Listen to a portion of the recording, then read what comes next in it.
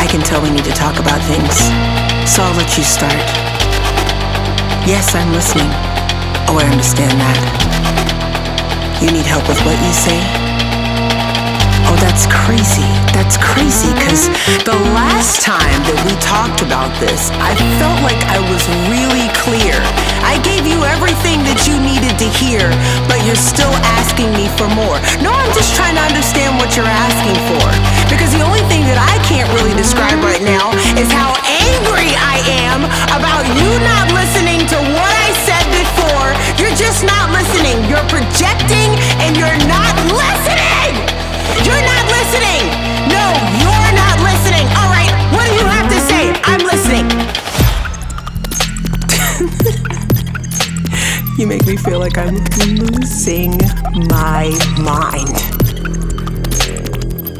I said it, and you're still not understanding. I've given you everything that you've been looking for. What else could I do?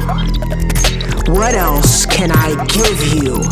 What else can I say? What else do you need from me?